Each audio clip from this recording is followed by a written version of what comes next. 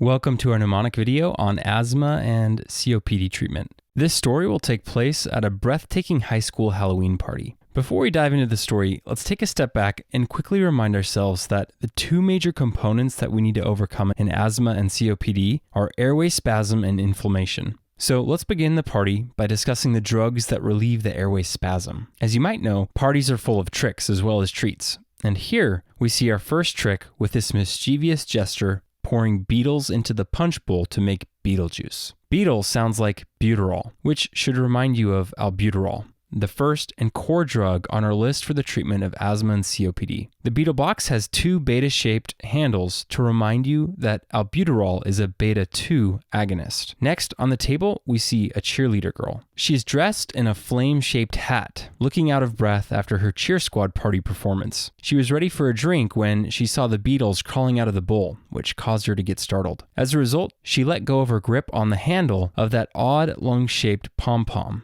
We can say she's no longer squeezing or constricting the handle. The beetles, which represent albuterol, making that cheerleader girl let go of her grip on the pom-poms, should therefore remind you that albuterol is a bronchodilator. This bronchodilation is essential in the treatment of conditions like asthma and COPD. Therefore, albuterol is used as a first-line treatment for both conditions. It seems like these beetles are not the only gross feature on this table. Someone has littered the table with apples eaten down to the core. You know what they say, one man's trash is another beetle's treasure. And these beetles have found their way over to the deliciously fermenting apple cores in no time. The beetles are a symbol for albuterol, and the fact that they're standing over the apple cores should remind you that albuterol is the core treatment for asthma and COPD. Although gross, more students are joining at the punch table. Right next to this girl, we see a student with a toy rifle over his shoulder. He must be dressed up as a hunter. His costume is very realistic, and he's even won the school's impressive costume award tonight, a trophy in the shape of a big eye. He set it down to grab some punch, and instantly, the beetles started to climb over his trophy. Eye trophy sounds like ipratropium, another medication used to treat asthma and COPD. As a part of the hunter costume, he's holding a musket gun. However, he looks worried and holds the musket behind his nape as if he's trying to hide it. He was in a hurry and couldn't do much about his costume, so he decided to bring his dad's real musket gun instead. Now he's terrified to be asked about the rifle that nailed him the award. Anyways, musket sounds like muscarinic, and the fact that he's hiding it should remind you that ipratropium is a muscarinic antagonist. As the cheerleader became startled, she was about to hold the pom-pom to smash these beetles. However, this hunter boy saw a reckless hit coming his way, so he quickly decided to hold her hand and calm her down before she grabbed the pom-pom again. Not holding the pom-pom will keep it non-constricted, or I guess you could say relaxed.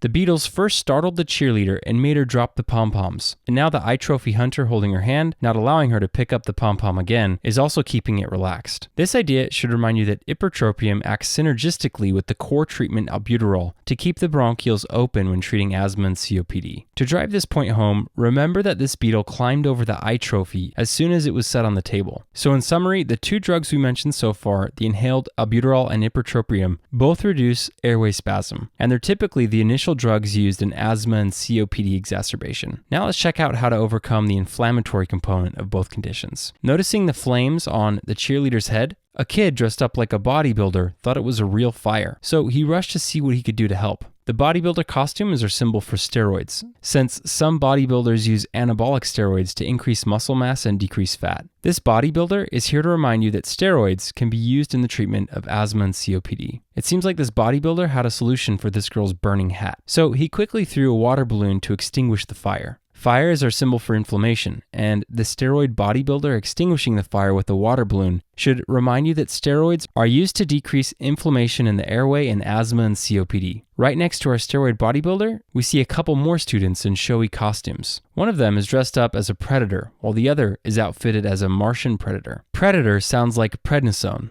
and the Martian predator is here to remind you of methylprednisolone. Both have come to offer backup to their bodybuilder friend. Anyway, these guys are here to remind you that oral prednisone and IV methylprednisolone are examples of systemic steroids used to fight inflammation in asthma and COPD. So far, we've discussed the core three treatments of asthma and COPD exacerbation, which are inhaled albuterol and ipratropium, as well as systemic steroids. Now we're going to discuss two more treatments that are special for COPD and often added as part of the management plan. To watch over these students in their Halloween party, we see the janitor who is dressed up as an officer.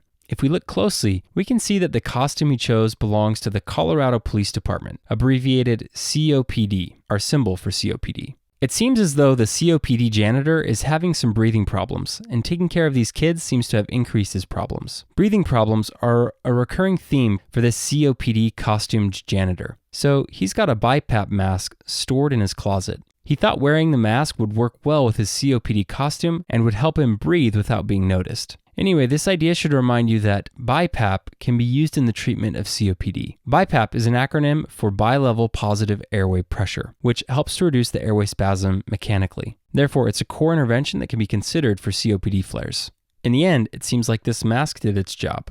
If you look closely, you can tell that this COPD costumed janitor is getting sleepy. Having a respiratory flare was a hard time for him. He had to breathe so hard during that attack, so by the time his mask has helped him, he was so tired and ready to relax for a bit. So you could say the BiPAP mask helped him to decrease the work of breathing. One of the kids was curious about his mask, so he came closer to check it out. It's this kid with the Grim Reaper costume. However, the COPD janitor put out his hand to keep him away. This idea of the COPD janitor pushing away the Grim Reaper reminds us that wearing a BiPAP mask decreases the mortality rate in COPD patients. The Grim Reaper seems to be holding something. Looking closely, we can see it's a scythe. The scythe is shaped oddly like an endotracheal tube, which should make you think of intubation. And this should remind you that BiPAP also decreases rates of intubation in COPD exacerbations. And what is that in the COPD janitor's other hand? Looks like he's holding a pill bottle. His pill bottle is our symbol for antibiotics, which are also used in the setting of a COPD exacerbation. Remember that infections can be the underlying cause of a flare if there is no other obvious trigger like smoking and physical exertion. Therefore, we can consider antibiotics in the treatment of COPD flares, especially when the trigger is obscured. Now that we've discussed the 5 main treatments, let's move our attention to other treatment options that can be used when the previous core treatment options don't work so well. Sitting on the sofa in the back, we can see the chick magnet has found his opportunity to score with the girls. As a part of his show, he's wearing a magnet. And if we take a closer look, the magnet poles are yellowish, just like the color of sulfur. Magnet is our symbol for magnesium, and the yellowish sulfur poles should therefore make you think of magnesium sulfate, another drug that can be used for asthma exacerbation. This drug helps to decrease the airway spasm when given IV, so it's a good option to consider when the previous treatments are not enough to overcome a flare attack. To make sure he's going to impress some girls at the party, he brought his kettlebells and started lifting them to show off his muscles. Kettlebells are a recurring symbol for ketamine, which is an anesthetic used for induction and maintenance of anesthesia with the advantage of preserving the respiratory drive. Ketamine also stimulates the release of catecholamine, which causes bronchodilation. Therefore, it's a potential treatment for asthma and COPD exacerbation. With all distractions around, one of the kids has accidentally eaten candy containing peanuts, and now he developed an allergic reaction. Quickly becoming covered in hives, he was able to take matters into his own hands with his EpiPen, a recurring symbol for epinephrine. To hide his allergic reaction, he pretended to be giving himself an IV shot with that EpiPen like an IV drug addict. Anyways, this idea is here to remind you that epinephrine can be given intravenously to benefit from its systemic beta agonist effect, which will help alleviate the airway spasm. Therefore, IV epinephrine can be considered for asthma and COPD flares. Though there's a lot of excitement at this party, it's not enough for everyone. Notice the girl in the back who has resorted to breathing helium to overcome her boredom. Upon closer inspection, notice her helium balloon is shaped like an ox. Helium ox balloon sounds like heliox, an inhaled gas composed of helium and oxygen mixture used for respiratory distress. The mix has a lower resistance passing through the airways compared to atmospheric air. Therefore, it decreases the breathing efforts exerted by the patient. However, it's most effective for upper airway problems like croup, but in lower respiratory problems like asthma and COPD, it's rarely used. Right next to this girl, we see her friend who's got a big juice container. A regular sized straw won't do him any good with a container that big. So, as a last resort, he decided to use the backup endotracheal tube straw from his Grim Reaper friend to sip his spooky drink. This idea should remind you that endotracheal intubation is the last resort in the treatment of COPD or an asthma exacerbation. And with that, we've covered everything you need to know about the treatment of asthma and COPD.